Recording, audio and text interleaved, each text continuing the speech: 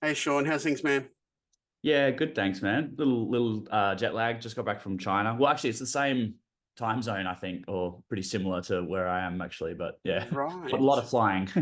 So may I ask, what was China like for someone who has never been? Amazing. I mean, I had no expectations. It was the show itself was great. It was a pretty big. It was like a small to medium sized like music festival, and we were one of the headliners of the Saturday night, I think. And so we didn't really get to see that much outside of the music festival, and then the promoters took us for a lunch during the day of that show, which was oh incredible. Some of the best food I've ever had. But yeah, we were kind of just in and out, so it was a lot of just looking out the windows of our buses, etc., and soaking it in. But yeah, it was highly enjoyable. Great. Fantastic. And you have a new album coming out November 8th. Now, it's funny that fifth album, but you have now made the decision to do a self-titled album. Yeah. Now, purpose behind it, or just couldn't decide on a name between the band?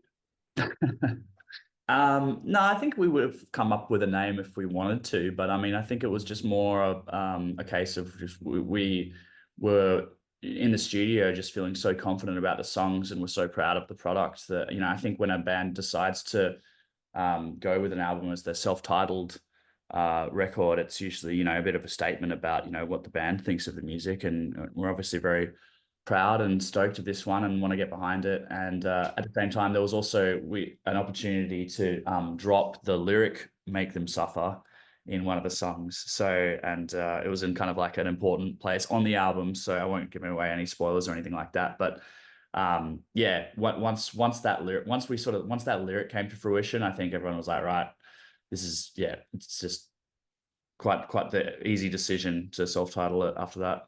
Yeah. And now I do have to commend you. I am a fan of the album. I am a fan of albums in general. I think it's a lost art form. Mm, I hate EPs. Sorry, bands that drop EPs. I feel like I'm just getting into it and then it's over. So was yeah. that a really important thing for you guys to create a full length album?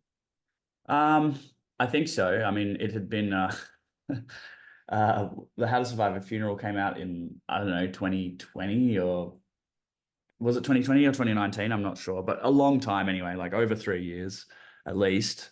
So it was yeah, well overdue, I think, to do like another full length album. And yeah, I'm the same. I also enjoy like a longer listening experience, and especially when because I mean you can within the span of an EP, it's hard to have like variety amongst the songs. It's just kind of like five bangers or whatever, and then on an Yeah. album you can kind of take the listener on a bit of a journey, and it will ebb and flow a bit more dynamics with the songwriting and stuff. So, yeah, that was something that we set out to achieve with this, and yeah, I think we did.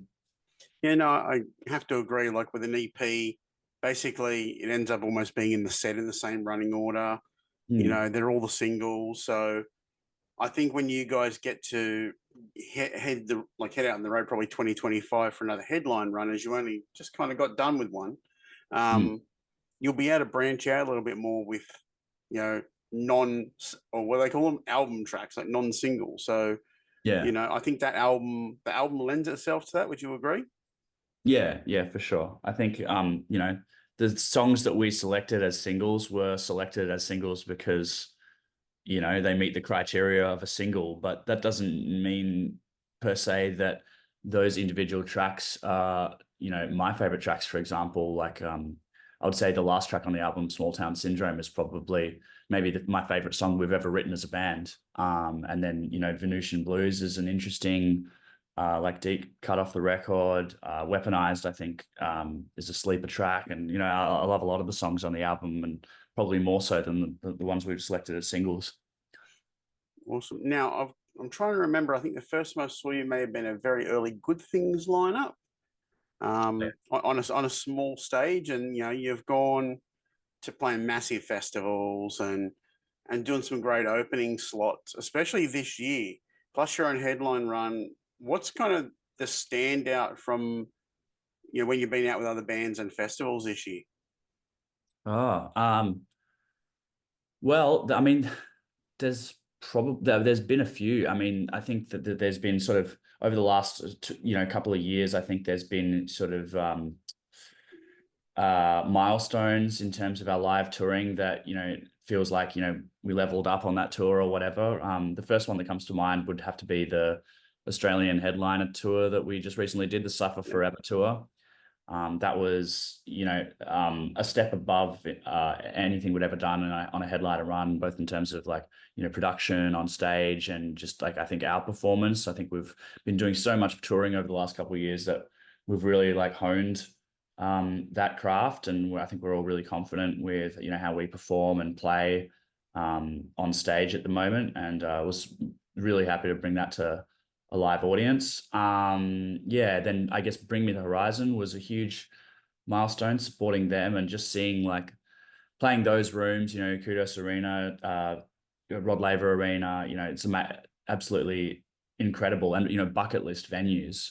So I mean, we were just in awe of watching their performance and just seeing like the amount of work that goes into their live show every day, and was super thankful to be there.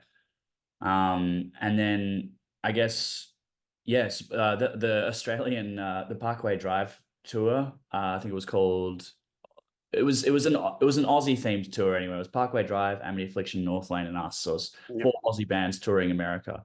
And on that tour, I really felt like Parkway Drive. I mean, I just saw them live a couple of weeks ago, and it blew my socks off. They're like a bucket list band for me, and one that I grew up listening to, and it was so incredible to be able to get to see their following in America and support them there, and also just like the camaraderie amongst the Aussie bands. I just felt we felt very at home. Parkway Drive and the crew were all so welcoming and accommodating, and every day there was a barbecue or sausage sizzle or whatever out the front of their bus, and everyone was invited, and really wholesome vibes. So yeah, I'd say there'd be three sort of like not landmark, but milestone tours for us, I suppose, over the last couple of years. Awesome. Now, it's funny that we're chatting to each other through a screen when you've got a song on the album about overuse of screens. So tell me quickly before I let you go about Oscillator. Yeah.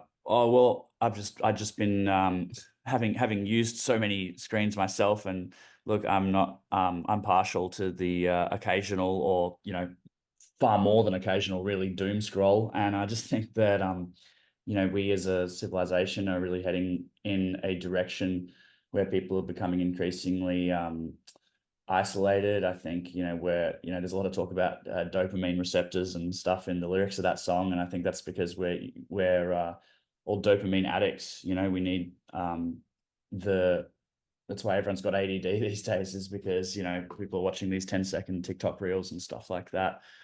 And I think the result of that is that people are generally more unhappy because they need to feel that stimulation all the time, and it's hard for people of the younger generation, I think, to like sit through things like a movie or something like that, which requires like 2.5 hours of time. I mean, it was always difficult for me sitting through a book, and now we can't sit through movies. I think that's pretty telling kind of like generalization of where I think things are heading. No, I agree with you totally. I went to Beetlejuice when it was first released, and the cinema was crickets. And it sucks because like 10, 15 years ago, that cinema would have been full. 100%. Yeah, all right, we're going to finish up, but what is the 2025 plans now? Because you have to plan out that far these days. So what's the plans for the band next year? Well, I think the main goal is to play the album live, and we've just recently done the Suffer Forever tour in Australia. As I say, we're really happy with how that went, and I think the goal is to bring that headliner set and that headliner energy to other markets. So headline Europe, headline America, maybe Southeast Asia or something like that. Just play as many headlining sets as we can this coming tour, I think, is the thing, and just really get the album out there and play those songs live and show people the album, because it's one we're really proud of.